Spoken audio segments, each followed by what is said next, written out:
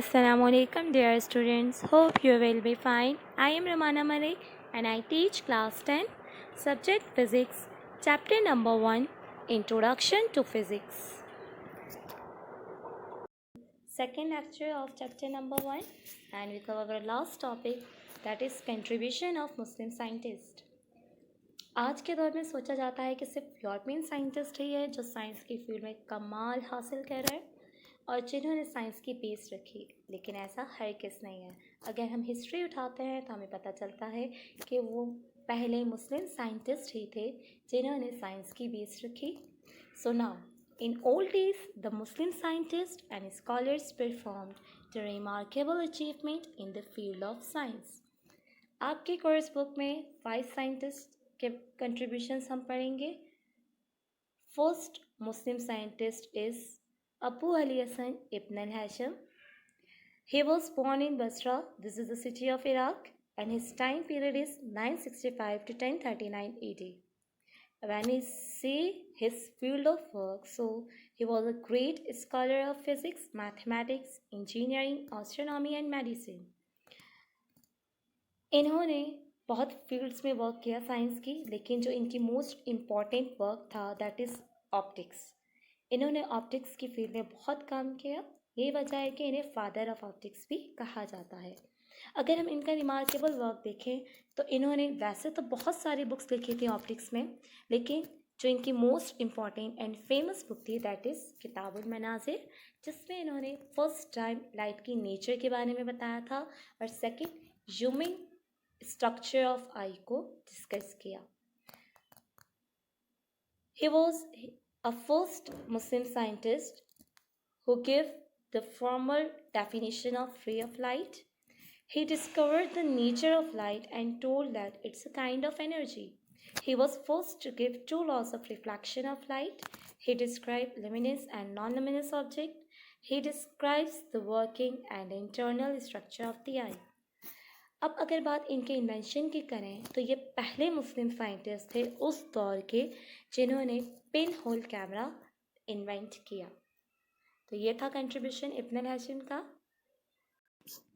Now the second contribution of Muslim scientist is Yaqub Ibn Ishaq al Kindi. He was also born in Basra which is the city of Iraq and his time period is 800 to 873 AD. His field of work is metrology, optics, medicine and music on scientific point of view. ये वाहिद मुस्लिम scientist थे जिन्होंने music और sound को scientific point of view के तहत discuss किया। अगर हम इनका रिसर्च वर्क देखते हैं तो इनका जो मोस्ट इम्पॉर्टेंट रिसर्च था म्यूज़िक की फील्ड में that is the nature of sound. ये पहले मुस्लिम साइंटिस्ट थे जिन्होंने नेचर ऑफ साउंड को डिस्कस किया। इन्होंने म्यूज़िकल नोट्स को फ्रीक्वेंसीज में डिस्कस किया। म्यूज़िक की बहुत सी काइंड्स डिस्कवर की थी इन्होंने। और अगर हम मेडिसिन की फील्ड में इनका काम देखते हैं तो ये एक बेहतरीन म्यूज़िशियन थेरेपिस्ट थे जिन्होंने अपनी डिस्कवर किए गए म्यूज़िक और साउंड्स और फ्रीक्वेंसीज के तहत बहुत से दिमागी अमराज की ट्रीटमेंट भी किए थे इन्होंने और बहुत से ऐसे साउंड्स भी डिस्कवर किए जो दिमाग के ट्रीटमेंट के लिए, दिमाग के इलाज के लिए यूज़ किए जाते थे। सो अगर हम इनके कंट्रीब्यूशन की बात करें तो इन्होंने ऑप्टिक्स, म्यूज़िक एंड मेडिसिन की फील्ड में बहुत सी खिदमत अंजाम दी और फिर 873 में बगदाद में ये इंतकाल कर गया। Now the third contribution of Muslim scientist is Abu Rehan Muhammad bin Ahmad al-Biruni. He was born in Bahrain in Afghanistan in 5th September 973 AD and died 13th December 1048 AD. He was a versatile scientist. आज भी अगर हम देखें तो हमें इन जैसे scientist नहीं नज़र आते। His field of work is physics, mathematics, astronomy, astrology, medicine, geography, geology, chemistry, biology, etc. His remarkable work is किताब कानून मसूदी। वैसे तो इन्होंने बहुत सारी बुक्स लिखी, लेकिन जो इनकी most important and famous book थी दैट इज़ किताब कानून मसूदी, जो इंसाइक्लोपीडिया कहलाती है एस्ट्रोनॉमी के। और जिसे आज भी फॉलो किया जाता है उस ज़माने में लिखी गई किताब को। अगर हम इनका रिसर्च वर्क देखते हैं तो ये पहले मुस्लिम साइंटिस्ट थे जिन्होंने प्रैक्टिकली प्रूव किया था कि ज़मीन गोल है। पहले ये तस्वुर किया जाता था कि ज़मीन फ्लैट है, but he prove practically that earth was round. He determined the longitude and latitude of a place. He found the density of various metals. He disclosed that Earth is not stationary but it is floating in space. He measured the circumference of Earth. He also discussed the movement of Sun, Moon, planets, and phases of Moon.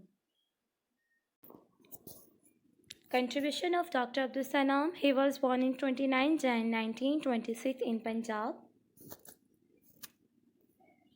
His field of work is physics.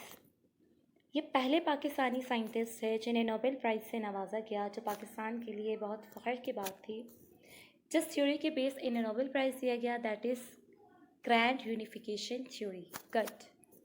अगर हम इनका research work देखते हैं तो इन्होंने जो research work किया था या ये जिस फील्ड में काम कर रहे थे वो एज अ थ्योरेटिकल फिज़िक्स इन्होंने काम किया था फिज़िक्स की फील्ड में।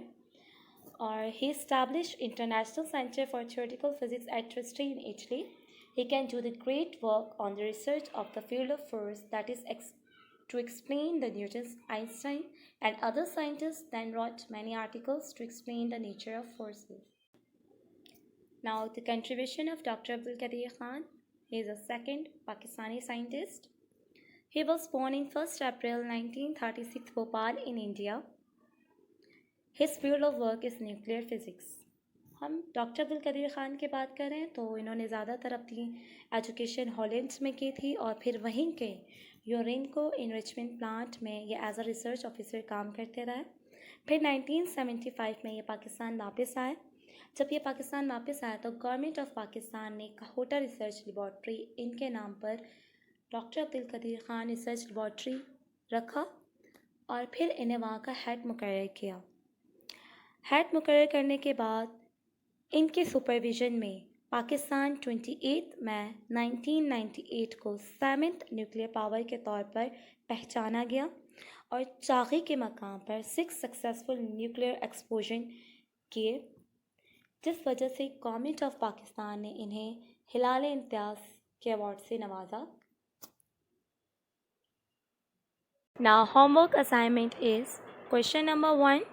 In what ways Al-Biruni was a versatile scientist? And question number 2.